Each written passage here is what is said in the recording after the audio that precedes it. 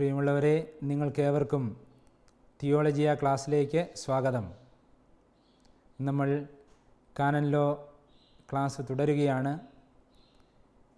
ഇന്നത്തെ ക്ലാസ്സിൽ നാം പഠിക്കാനായിട്ട് ആഗ്രഹിക്കുന്നത് പാത്രിയാർക്കീസുമാരെക്കുറിച്ചും മേജർ ആർച്ച് ബിഷപ്പുമാരെക്കുറിച്ചുമാണ്. നമുക്കറിയാം, പൗരസ്ത്യ സഭകൾ 23 എണ്ണമാണ് കത്തോലിക്ക കൂട്ടായ്മയിലുള്ളത്. ഈ 23 പൗരസ്ത്യ കത്തോലിക്ക സഭകളും അവരുടെ തലവന്മാരുടെ പ്രാധാന്യമനുസരിച്ച് 4 വിഭജിക്കപ്പെട്ടിട്ടുണ്ട്.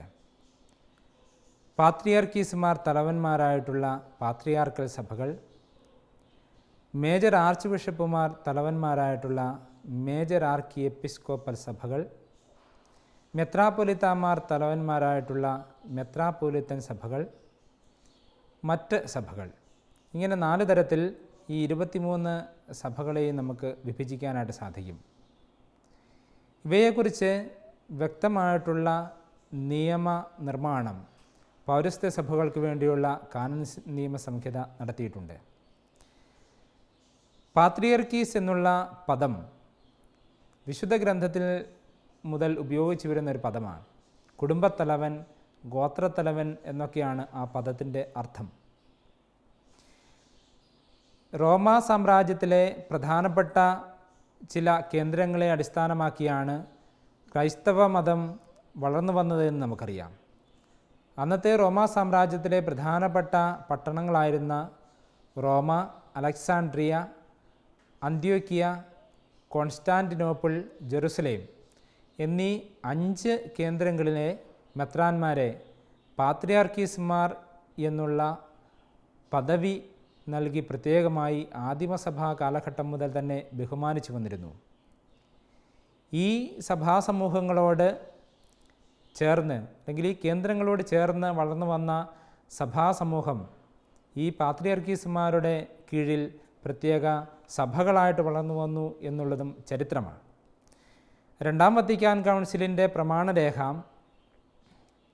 ഓറിയന്താലിയും എക്ലേസിയാരും, പൗരസ്ത്യ സഭകളെക്കുറിച്ചുള്ള പ്രമാണരേഖ, ചിരപുരാതനമായ ഈ പാത്രിയാർക്കൽ സംവിധാനം സഭയിൽ തുടരേണ്ടതാണ് എന്ന് പ്രത്യേകമായി എടുത്തു പറയുന്നുണ്ട്. പക്ഷേ സഭയിൽ 2ാം വത്തിക്കാൻ കൗൺസിലിന് ശേഷം പുതിയ പാത്രിയാർക്കൽ സഭകൾ ഒന്നും തന്നെ രൂപം കൊണ്ടിട്ടില്ല. എന്നാൽ ചില സഭകൾക്ക് മേജർ ആർക്കി എപ്പിസ്കോപ്പൽ പദവി 2ാം വത്തിക്കാൻ കൗൺസിലിന് ശേഷം നൽകുകയുണ്ടായി. നമ്മുടെ സഭയിൽ ഇപ്പോൾ 6 പാത്രിയാർക്കൽ സഭകളാണ് ഉള്ളത്. കോപ്റ്റിക്, മാറോനീത്ത, മെൽക്കൈറ്റ്, സിറിയൻ, കൽദായ, അർമേനിയ. ഈ സഭകളാണ് പാട്രിയാർക്കൽ സഭകൾ, പാത്രിയാർക്കീസുമാർ സഭാ തലവന്മാരായിട്ടുള്ള സഭകളായി കത്തോലിക്ക കൂട്ടായ്മയിലുള്ളത്. അതേസമയത്ത് കത്തോലിക്ക കൂട്ടായ്മയ്ക്ക് പുറത്ത് അകത്തോലിക്ക സഭകളിൽ 18ഓളം പാത്രിയാർക്കീസുമാർ ഉണ്ട്. 18 പാത്രിയാർക്കീസുമാരുള്ള 18 സഭകളുണ്ട് കത്തോലിക്ക കൂട്ടായ്മയ്ക്ക് പുറത്ത്. 4 മേജർ ആർക്കി എപ്പിസ്കോപ്പൽ സഭകളാണ് കത്തോലിക്ക കൂട്ടായ്മയിലുള്ളത്.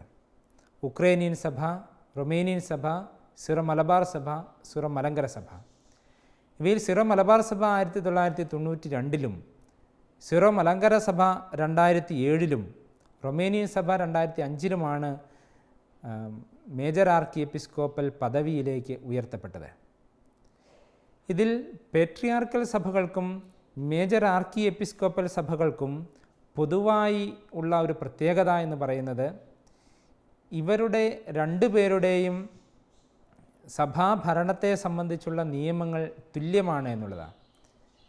മേജർ ആർക്കി എപ്പിസ്കോപ്പൽ സഭകൾക്ക് 2 കാര്യങ്ങളിൽ മാത്രമാണ് പേട്രിയാർക്കൽ സഭകളിൽ നിന്ന് വ്യത്യാസമുള്ളത്. ഒന്നാമത്തത്, മേജർ ആർച്ച് ബിഷപ്പിൻ്റെ തിരഞ്ഞെടുപ്പ് നടന്നാൽ അതിനുശേഷം മാർപ്പാപ്പായുടെ അനുമതി ലഭിച്ചാൽ മാത്രമേ ആ തിരഞ്ഞെടുപ്പ് സാധുവാകൂ. അതാണ് ഒന്നാമത്തെ വ്യത്യാസം. 2ാമത്തെ വ്യത്യാസം, ഒരു പേട്രിയാർക്കും മേജർ ആർച്ച് ബിഷപ്പ് ഒന്നിച്ച് പങ്കെടുക്കുന്ന ഒരു ചടങ്ങിൽ പേട്രിയാർക്കിനായിരിക്കും മേജർ ആർച്ച് ബിഷപ്പിനേക്കാൾ മുൻഗണന ലഭിക്കുക.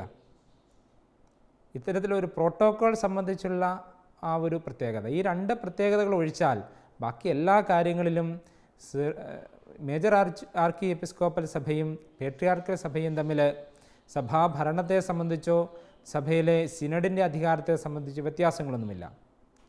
പേട്രിയാർക്കൽ സഭകളിലും മേജർ ആർക്കി എപ്പിസ്കോപ്പൽ സഭകളിലും സഭയുടെ പിതാവും തലവനുമാണ് പേട്രിയാർക്ക് അഥവാ മേജർ ആർച്ച് ബിഷപ്പ്. ഈ പേട്രിയാർക്കിനെയും മേജർ ആർച്ച് ബിഷപ്പിനെയും സഭാഭരണത്തിൽ ചേർന്ന് നിന്ന് സഹായിക്കുന്നവരാണ് ആ സഭയിലെ മെത്രാന്മാർ മുഴുവനും ഒന്നിച്ചു കൂടുന്ന സഭാ സിനഡ്. ഈ സിനഡിന് വളരെ പ്രത്യേകമായിട്ടുള്ള അധികാരം പൗരസ്ത്യ സഭകളിലുണ്ട്. അതും പൗരസ്ത്യ സഭകളുടെ കാനൻ നിയമസംഹിത വളരെ കൃത്യമായി പറഞ്ഞു വെക്കുന്നുണ്ട്. പേട്രിയാർക്കിനെ സംബന്ധിച്ച് പൗരസ്ത്യ കാനൻ നിയമസംഹിത പറയുന്ന ഒന്നാമത്തെ കാര്യം പേട്രിയാർക്കിൻ്റെ തിരഞ്ഞെടുപ്പിനെ സംബന്ധിച്ചാണ്. പേട്രിയാർക്കൽ സി, പേട്രിയാർക്കിൻ്റെ സിംഹാസനം അഥവാ മേജർ ആർച്ച് ബിഷപ്പിൻ്റെ സി അദ്ദേഹത്തിൻ്റെ മരണം വഴിയോ രാജി വഴിയോ ഒഴിവാകാനുള്ള സാധ്യതകളുണ്ട്. ഒരു മേജർ ആർച്ച് ബിഷപ്പ് അഥവാ പേട്രിയാർക്ക് രാജിവെക്കണമെന്ന് നിയമം അനുശാസിക്കുന്നില്ല. മെത്രാന്മാർ 75 വയസ്സാകുമ്പോൾ അവർ രാജി സമർപ്പിക്കണമെന്നുള്ളത് സഭാ നിയമത്തിലുണ്ട്. എന്നാൽ മാർപ്പാപ്പയെ പോലെ തന്നെ സഭാതലവന്മാരും രാജിവെക്കണമെന്ന് നിയമം അനുശാസിക്കുന്നില്ല. എന്നാൽ അവർക്ക് അനാരോഗ്യം മൂലമോ മറ്റേതെങ്കിലും കാരണം മൂലമോ രാജിവെക്കുന്നുള്ള സ്വാതന്ത്ര്യവുമുണ്ട്. ഇത്തരത്തിൽ രാജി വഴിയോ മരണം വഴിയോ ഈ സഭാതലവൻ്റെ സ്ഥാനം ഒഴിവാകുമ്പോൾ സഭാതലവനെ തിരഞ്ഞെടുക്കാനുള്ള സിനഡ് വിളിച്ചു കൂട്ടണം. 2 മാസത്തിനുള്ളിൽ സിനഡ് വിളിച്ചു കൂട്ടണമെന്നാണ് നിയമം അനുശാസിക്കുന്നത്. സിനഡ് ചേർന്നാൽ 15 ദിവസത്തിനുള്ളിൽ അവർ പുതിയ സഭാതലവനെ തിരഞ്ഞെടുക്കണം. അതിന് സാധിക്കുന്നില്ല എങ്കിൽ അതിനുള്ള അധികാരം റോമ മാർപ്പാപ്പയിലേക്ക് കൈമാറ്റം ചെയ്യപ്പെടും. പാട്രിയാർക്കീസിനെ അഥവാ മേജർ ആർച്ച് ബിഷപ്പിനെ തിരഞ്ഞെടുക്കാനുള്ള അധികാരം, അതിന് ചേർന്ന് സിനഡിൽ പങ്കെടുക്കാനുള്ള അവകാശം സിനഡിൽ വോട്ടവകാശമുള്ള മെത്രാന്മാർക്ക് മാത്രമാണ്. സിനഡിനെ സംബന്ധിച്ച് നാം സംസാരിക്കുമ്പോൾ പിന്നീട് കാണും, സിനഡിൽ വോട്ടവകാശമുള്ള മെത്രാന്മാർ സഭ അതിർത്തിക്കുള്ള രൂപതകളിലെ മെത്രാന്മാരാണ്. എന്നാൽ പ്രത്യേക നിയമത്തിന് സഭാതിർത്തിക്ക് പുറത്തുള്ള അതേ സഭയിൽപ്പെട്ട മറ്റ് മെത്രാന്മാർക്കും വിരമിച്ച മെത്രാന്മാർക്കും വോട്ടവകാശം നൽകാനായിട്ട് പ്രത്യേക നിയമത്തിൽ ഒരു വകുപ്പ് ചേർക്കാനുള്ള സാധ്യതകളുണ്ട്.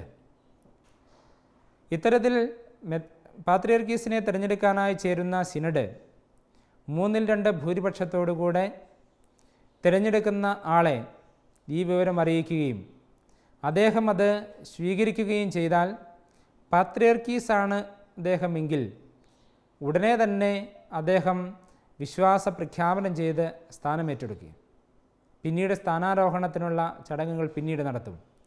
എന്നാൽ തിരഞ്ഞെടുക്കപ്പെടുന്നയാൾ മേജർ ആർച്ച് ബിഷപ്പാണ് എങ്കിൽ അദ്ദേഹത്തിൻ്റെ തിരഞ്ഞെടുപ്പ് നടത്തുകയും തിരഞ്ഞെടുക്കപ്പെട്ട വിവരം തിരഞ്ഞെടുക്കപ്പെട്ട ആളോട് അറിയിക്കുകയും അദ്ദേഹം സമ്മതിക്കുകയും ചെയ്താൽ ഉടനെ തന്നെ അത് മാർപ്പാപ്പയെ അറിയിക്കണം. മാർപ്പാപ്പയുടെ അടുക്കൽ നിന്ന് അംഗീകാരം ലഭിച്ചതിന് ശേഷം മാത്രമാണ് ഈ വിവരം പരസ്യപ്പെടുത്തേണ്ടതും അതുപോലെ തന്നെ സ്ഥാനാരോഹണത്തിനുള്ള ചടങ്ങുകൾ നടത്തേണ്ടതും. ഇതാണ് പാട്രിയാർക്കിൻ്റെ തിരഞ്ഞെടുപ്പും മേജർ ആർച്ച് ബിഷപ്പിൻ്റെ തിരഞ്ഞെടുപ്പും തമ്മിലുള്ള കാതലായിട്ടുള്ള ഒരു വ്യത്യാസം. 3/2 ഭൂരിപക്ഷം എന്ന് പറയുന്നത് എപ്പോഴും നിർബന്ധമായിട്ടുള്ളൊരു കാര്യമല്ല. 3 വട്ടം വോട്ടെടുപ്പുകൾ നടന്നതിന് ശേഷവും ആർക്കും ഈ 3/2 ഭൂരിപക്ഷം ലഭിക്കുന്നില്ല എങ്കിൽ ഏറ്റവും കൂടുതൽ വോട്ട് കിട്ടിയ 2 പേരുടെ പേരുകൾ മാത്രം വോട്ടിനിടുകയും അതിൽ നിന്ന് ഭൂരിപക്ഷം കിട്ടുന്ന ആളെ പേട്രിയാർക്കായി അല്ലെങ്കിൽ മേജർ ആർച്ച് ബിഷപ്പായി തിരഞ്ഞെടുക്കുകയും ചെയ്യാനുള്ള സാധ്യതയും നിയമം നൽകുന്നുണ്ട്. ഇത്തരത്തിൽ തിരഞ്ഞെടുക്കപ്പെടുന്ന പേട്രിയാർക്ക് അഥവാ മേജർ ആർച്ച് ബിഷപ്പ് തൻ്റെ സഭാ ആസ്ഥാനം സ്ഥാപിതമായിരിക്കുന്ന രൂപതയുടെ മെത്രാനും കൂടി ആയിരിക്കും. സഭാ ആസ്ഥാനം എപ്പോഴും ആ സഭ ഉൾക്കൊള്ളുന്ന പ്രദേശത്തെ പ്രമുഖ പട്ടണമായിരിക്കണമെന്ന് നിയമം അനുശാസിക്കുന്നുണ്ട്. ഉദാഹരണമായി സീറോ മലബാർ സഭയുടെ ആസ്ഥാനം എന്ന് പറയുന്നത് സീറോ മലബാർ സഭ ഏറ്റവും അധികം സ്ഥിതി ചെയ്യുന്ന കേരളത്തിലെ പ്രമുഖ പട്ടണമായ എറണാകുളം കേന്ദ്രമാണ്.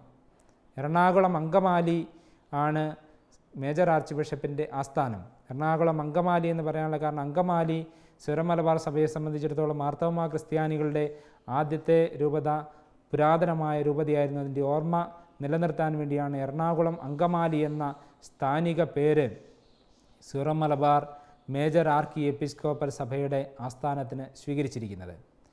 ഇതോടൊപ്പം മേജർ ആർച്ച് ബിഷപ്പ് അഥവാ പാട്രിയാർക്ക് അദ്ദേഹത്തിൻ്റെ രൂപതയുടെ ഭരണം നിർവഹിക്കുന്നതോടൊപ്പം സഭയുടെ ഭരണവും നിർവഹിക്കാനായി സ്വന്തമായി ഒരു കുരിയ സംവിധാനം അദ്ദേഹത്തിനും ഉണ്ടാകേണ്ടതുണ്ട്.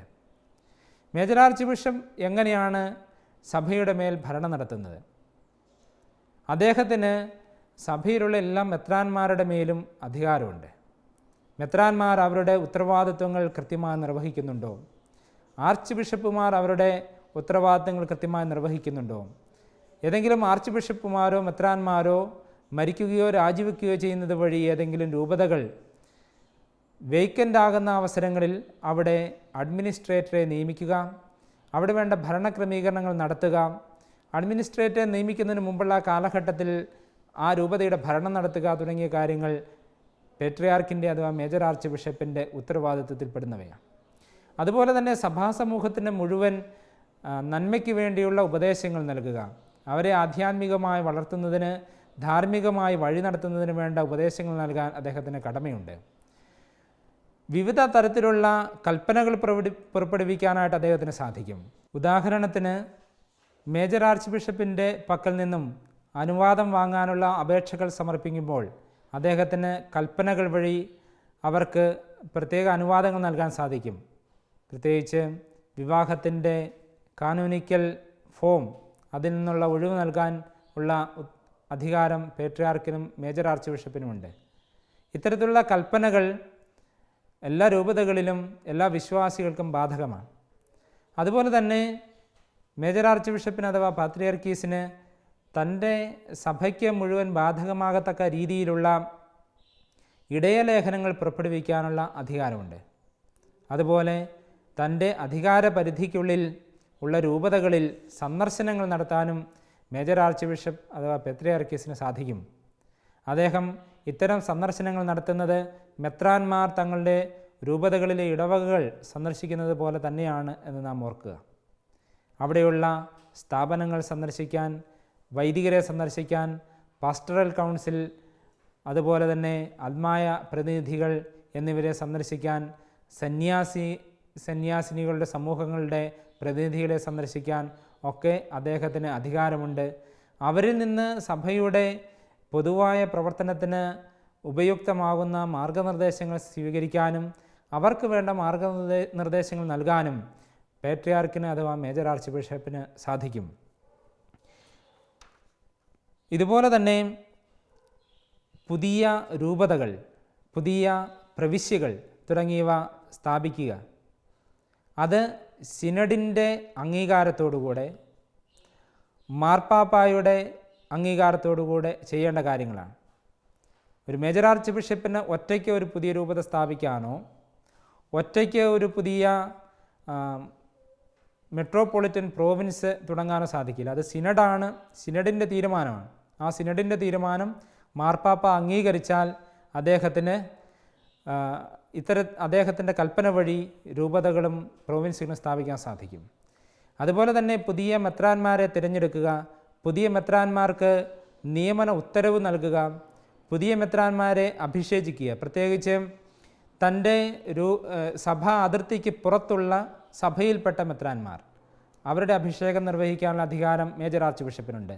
സഭാ അതിർത്തിക്ക് ഉള്ളിലുള്ള മെത്രാന്മാരുടെ അഭിഷേകം സാധാരണ അതാത് മെട്രോപൊളിറ്റൻ പ്രോവിൻസിലെ മെത്രാപ്പൊലിത്തായുടെ അധികാരത്തിൽപ്പെടുന്നതാണ്. എങ്കിലും മേജർ ആർച്ച് ബിഷപ്പിനും ഇത് സാധിക്കും. നാം മനസ്സിലാക്കേണ്ട ഒരു പ്രധാനപ്പെട്ട സംഗതി, പേട്രിയാർക്കൽ സഭകളും മേജർ ആർക്കി എപ്പിസ്കോപ്പൽ സഭകളും അതുപോലെ മറ്റെല്ലാ പൗരസ്ത്യ സഭകളും ഒരു ഭൗതികമായ അതിർത്തിക്ക് ഉള്ളിൽ ആണ് നിലകൊള്ളുന്നത്. എല്ലാ സഭകൾക്കും നിശ്ചിതമായൊരു അതിർത്തി റോമാ മാർപ്പാപ്പ നിശ്ചയിച്ചിട്ടുണ്ട്.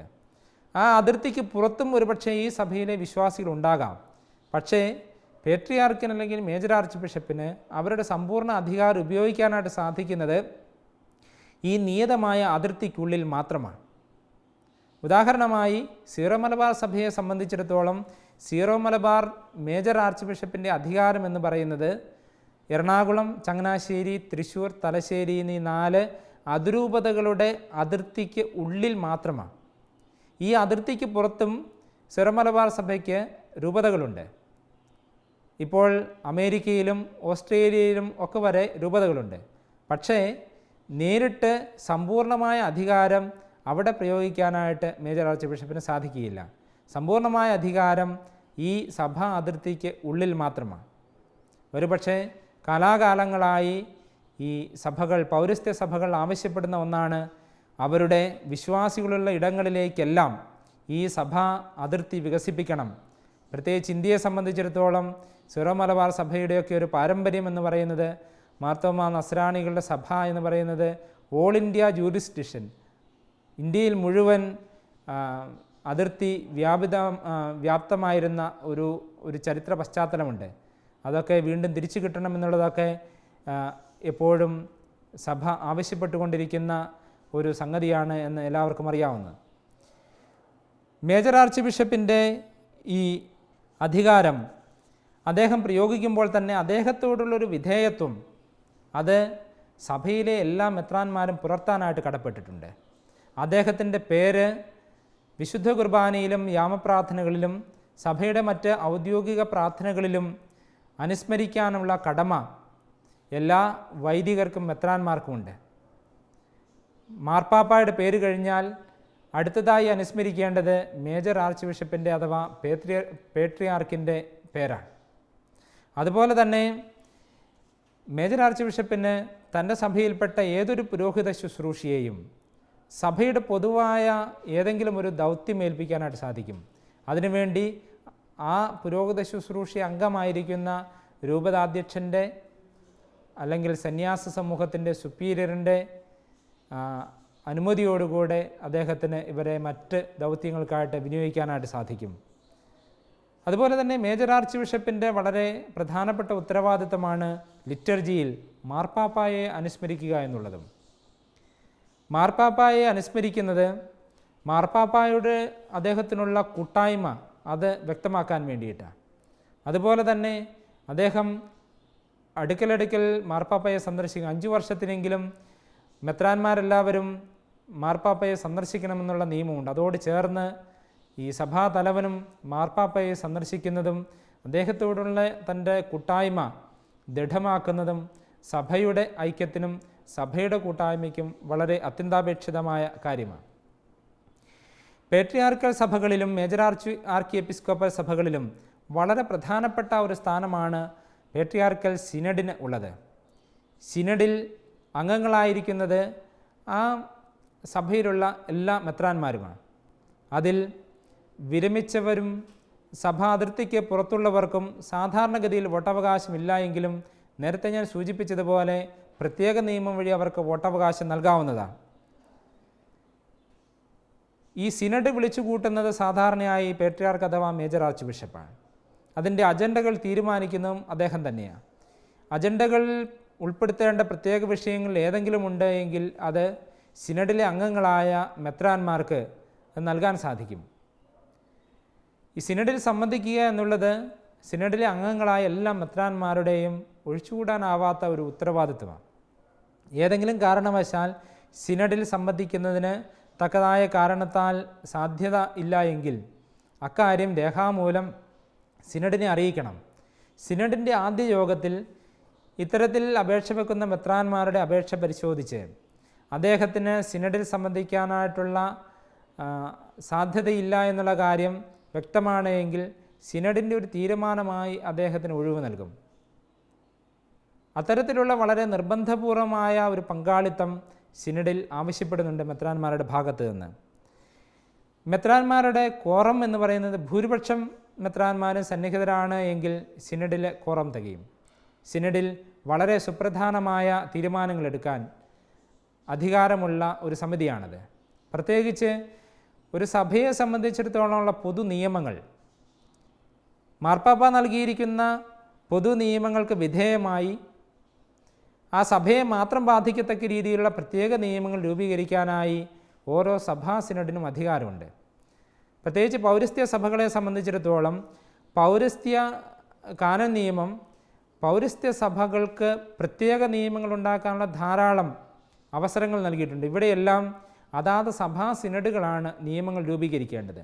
ഇത്തരത്തിൽ നിയമങ്ങൾ രൂപീകരിച്ചു കഴിഞ്ഞാൽ അത് മേജർ ആർച്ച് ബിഷപ്പ് അഥവാ പേത്രിയാർക്കീസ് പരസ്യം ചെയ്യുന്നതോടുകൂടെ അത് സഭാ സമൂഹത്തിന് മുഴുവൻ ബാധകമാകുന്ന നിയമങ്ങളായിട്ട് മാറും. അതുപോലെ തന്നെ ഈ സിനഡ് ഒരു കോടതിയായിട്ട് വർത്തിക്കുന്നുണ്ട്. അതാത് സഭകളിൽ ഏറ്റവും പരമോന്നത കോടതിയാണ് സിനഡ്. എന്നാൽ അതിൻ്റെ സാധാരണ നടത്തിപ്പിന് വേണ്ടി സിനഡുകൾ അവയിൽ നിന്ന് തന്നെ ഒരു ജനറൽ മോഡറേറ്ററായി ഒരു മെത്രാനെയും അംഗങ്ങളായി 2 മെത്രാന്മാരെയും തിരഞ്ഞെടുക്കേണ്ടതുണ്ട്. അവർ അതാത് സഭകളിലെ ട്രൈബ്യൂണൽ പ്രവർത്തനങ്ങളെ നിയന്ത്രിക്കുകയും നീതി നിർവഹണ കാര്യത്തിൽ വേണ്ട മേൽനോട്ടം വഹിക്കുകയും ചെയ്യും. അതുപോലെ തന്നെ ഈ സിനഡിൻ്റെ പ്രധാനപ്പെട്ട ഉത്തരവാദിത്തമാണ് മെത്രാന്മാരെ തിരഞ്ഞെടുക്കുക, സഹായ മെത്രാന്മാരെ തിരഞ്ഞെടുക്കുക, പുതിയ രൂപതകൾക്ക് രൂപം കൊടുക്കുക, രൂപതകളുടെ അതിർത്തികൾ മാറ്റി നിശ്ചയിക്കുക, ഏതെങ്കിലും രൂപതകൾ നിർത്തലാക്കുക തുടങ്ങിയ ഉത്തരവാദിത്വങ്ങളൊക്കെയും ഈ സിനഡിൽ നിക്ഷിപ്തമാണ്. അതുപോലെ തന്നെ വിവിധ കമ്മീഷനുകൾക്ക് രൂപം കൊടുത്തുകൊണ്ട് സഭയിലെ വിവിധ പ്രവർത്തനങ്ങളെ നിയന്ത്രിക്കുക എന്നുള്ളതും ഈ സിനഡിൻ്റെ അധികാരത്തിൽപ്പെടുന്ന ഒന്നാണ്. സിനഡിനോട് ചേർന്ന് നിന്നുകൊണ്ട് മേജർ ആർച്ച് ബിഷപ്പിനെ സഭാഭരണത്തിൽ സഹായിക്കാനായി വളരെ പ്രത്യേകമായ ഉത്തരവാദിത്തം വഹിക്കാൻ വേണ്ടി ഒരു കൂരിയ മേജർ ആർച്ച് ബിഷപ്പിനും പെട്രിയാർക്കിനും ഉണ്ടായിരിക്കണം. ഈ കൂരിയായിൽ പ്രധാനപ്പെട്ട ഘടകങ്ങൾ ഇവയൊക്കെയാണ്. ഒന്നൊരു സ്ഥിരം സിനഡ്, രണ്ടാമത്തേത് കൂരിയ മെത്രാന്മാർ, മൂന്നാമതായി ഫിനാൻസ് ഓഫീസർ, ചാൻസലർ, നോട്ടറിമാർ, ട്രൈബ്യൂണൽ തുടങ്ങിയ സംവിധാനങ്ങൾ ഈ കൂരിയായിലുണ്ടാവണം. അത് സ്ഥിരം സിനഡ് വളരെ പ്രധാനപ്പെട്ട ഉത്തരവാദിത്തങ്ങളുള്ള ഒരു സമിതിയാണ്. സിനഡിൽ നിന്നും തിരഞ്ഞെടുക്കപ്പെടുന്ന മേജർ ആർച്ച് ബിഷപ്പ് അഥവാ പേട്രിയാർക്ക് അടക്കമുള്ള 5 മെത്രാന്മാർ അടങ്ങുന്ന സമിതിയാണ് സിനഡ്. അതിൽ 3 പേരെ സിനഡ് തിരഞ്ഞെടുക്കുകയും ഒരാളെ പേട്രിയാർക്കിന് നാമനിർദ്ദേശം ചെയ്യുകയും ചെയ്യാവുന്നതാണ്. ഇവർ വർഷത്തിൽ 2 വട്ടമെങ്കിലും കൂടുക. വളരെ പ്രധാനപ്പെട്ട തീരുമാനങ്ങൾ, അടിയന്തര പ്രാധാന്യമുള്ള തീരുമാനങ്ങളെല്ലാം എടുക്കാനുള്ള അധികാരം ഈ സ്ഥിരം സിനഡിനുണ്ട്. അതുപോലെ തന്നെ കൂരിയ മെത്രാന്മാരെ ആവശ്യമെങ്കിൽ സഭകൾക്ക് നിയമിക്കാം. കൂരിയായുടെ അനുദിന പ്രവർത്തനങ്ങൾക്ക് നേതൃത്വം കൊടുക്കാനും മേജർ ആർച്ച് ബിഷപ്പിനോട് ചേർന്ന് നിന്നുകൊണ്ട് സഭാഭരണം നിർവഹിക്കാനും അവർ സഹായിക്കുന്നു. കൂരിയായുടെ സാമ്പത്തിക കാര്യങ്ങളൊക്കെ നിയന്ത്രിക്കുന്ന ആളാണ് കൂരിയ പ്രൊക്കുറേറ്റർ. അതുപോലെ രേഖകൾ സൂക്ഷിക്കാൻ മേജർ ആർച്ച് ബിഷപ്പിനോടൊപ്പം ഈ രേഖകളിൽ ഒപ്പുവെച്ചതിൻ്റെ ഔദ്യോഗികത ഉറപ്പുവരുത്താനൊക്കെ ഒരു ചാൻസലർ ഉണ്ടാവേണ്ടതും ആവശ്യമാണ്. അതുപോലെ തന്നെ നോട്ടറിമാരും. പേട്രിയാർക്കൽ സിംഹാസനം ഒഴിവ് വന്നാൽ എത്രയും പെട്ടെന്ന് അവിടെ ഒരു അഡ്മിനിസ്ട്രേറ്റർ ചാർജ് എടുക്കേണ്ടത് ആവശ്യമാണ്. സാധാരണഗതിയിൽ കൂരിയ ബിഷപ്പുമാരുണ്ടെങ്കിൽ അവരിൽ ഏറ്റവും സീനിയറായിട്ടുള്ള ആളാണ് ഒരു സഭാ തലവൻ്റെ സിംഹാസനം ഒഴിവ് വന്നാൽ ആ സ്ഥാനത്ത് അഡ്മിനിസ്ട്രേറ്ററായിട്ട് അവരോധിതനാവുന്നത്. എന്നാൽ കൂരിയ ബിഷപ്പുമാരില്ലെങ്കിൽ സിനഡിലെ ഏറ്റവും മുതിർന്ന ബിഷപ്പായിരിക്കും അഡ്മിനിസ്ട്രേറ്ററുടെ സ്ഥാനം ഏറ്റെടുക്കുക. ഈ അഡ്മിനിസ്ട്രേറ്ററുടെ ചുമതലയാണ് എത്രയും പെട്ടെന്ന് സിനഡ് വിളിച്ചുകൂട്ടുകയും പുതിയ സഭാതലവനെ തിരഞ്ഞെടുക്കാനുള്ള ക്രമീകരണങ്ങൾ നടത്തുകയും ചെയ്യുക എന്നുള്ളത്. ഇതുപോലെ തന്നെ ഈ സഭ ഓരോ സഭയിലും, പത്രിയാർക്കൽ സഭയിലും മേജർ ആർക്കി എപ്പിസ്കോപ്പൽ സഭയിലും അവിടെയുള്ള മെത്രാപ്പൊലിത്താമാർക്കും ചില പ്രത്യേകമായിട്ടുള്ള അധികാരങ്ങളുണ്ട്. മെത്രാപ്പൊലിറ്റൻ പ്രോവിൻസുകളിൽ മെത്രാപ്പൊലിത്താമാർക്ക് അവരുടെ മെട്രോപൊളിറ്റൻ പ്രോവിൻസിലെ മെത്രാന്മാരുടെ യോഗങ്ങൾ വിളിച്ചുകൂട്ടുക, അവിടെ ഉള്ള രൂപതകളുടെ ഭരണനിർവഹണത്തിൽ ഒരു വിജിലൻസ്, ഒരു മേൽനോട്ടം നടത്തുക, അതുപോലെ ആ പ്രോവിൻസിലെ പുതിയ മെത്രാന്മാരെ അഭിഷേകം ചെയ്യുക, അവരുടെ സ്ഥാനാരോഹണം നടത്തുക തുടങ്ങിയ ഉത്തരവാദിത്തങ്ങൾ അതാത് മെട്രോപൊളിറ്റൻ പ്രോവിൻസുകളിലെ മെത്രാന്മാർക്കുണ്ട്. പേട്രിയാർക്കൽ അസംബ്ലി എന്ന് പറയുന്ന മറ്റൊരു സംവിധാനം പൊതുവായ സഭയുടെ കാര്യങ്ങളെക്കുറിച്ച് ചർച്ച ചെയ്യാൻ വേണ്ടി 5 വർഷത്തിലൊരിക്കലെങ്കിലും ചേരാവുന്നതാണ്. അവിടെ സഭയിലെ എല്ലാ മെത്രാന്മാരും അടങ്ങുന്ന ഒരു സമിതിയാണത്. അതുപോലെ തന്നെ മേജർ സുപ്പീരിയർമാർ, സന്യാസ സമൂഹങ്ങളിൽ മേജർ സുപ്പീരിയർമാരുടെ അംഗങ്ങളാണ്. ഓരോ രൂപതയിൽ നിന്നും തിരഞ്ഞെടുക്കപ്പെടുന്ന വൈദികരുടെയും അൽമായരുടെയും പ്രതിനിധികൾ അതിൽ അംഗങ്ങളാണ്. ഇത്തരത്തിൽ ചേരുന്ന അസംബ്ലികൾ അവിടെ സഭയുടെ പൊതു നന്മയെ സംബന്ധിക്കുന്ന വിഷയങ്ങൾ അത് സഭാ സമൂഹത്തിലെ ആർക്കും മേജർ ആർച്ച് ബിഷപ്പിൻ്റെ അല്ലെങ്കിൽ പാത്രിയാർക്കീസിന് മുന്നിൽ അവതരിപ്പിക്കാം.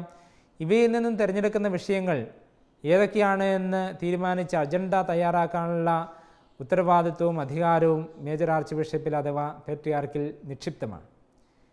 ഇത്തരത്തിൽ ഒരു സഭയെ സംബന്ധിച്ചിടത്തോളം വളരെ വിപുലമായ അധികാരങ്ങളുള്ള ആളാണ് ആ സഭയുടെ തലവനും പിതാവുമായ പേട്രിയാർക്ക് അഥവാ മേജർ ആർച്ച് ബിഷപ്പ്.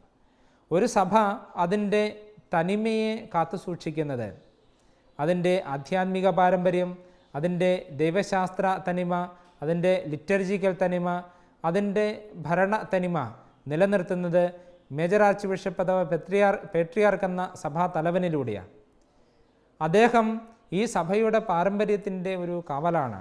ഒപ്പം ഈ സഭാ സമൂഹത്തെ ഒന്നിപ്പിച്ചു നിർത്തുകയും ഈ സഭയെ ആഗോള കത്തോലിക്ക സഭയുമായിട്ടുള്ള കൂട്ടായ്മയെ നിലനിർത്തുകയും ചെയ്യേണ്ടത് സഭാ തലവൻ്റെ ഉത്തരവാദിത്തമാണ്.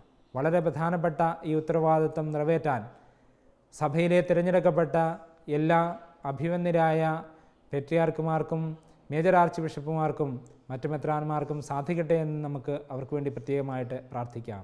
നിങ്ങൾക്കെല്ലാവർക്കും നന്ദി. കോഴ്സുകളെക്കുറിച്ചുള്ള വിശദ വിവരങ്ങൾക്ക് the director, alpha institute of theology and science, Sandeshabhavan, post box number 70, Thalassery 670101. Telephone 0490 2344 2343 email alfits@gmail.com. Website www.alphathalassery.com. ഈ പ്രോഗ്രാമിനെ കുറിച്ചുള്ള അഭിപ്രായങ്ങളും നിർദ്ദേശങ്ങളും ഞങ്ങളെ അറിയിക്കുക.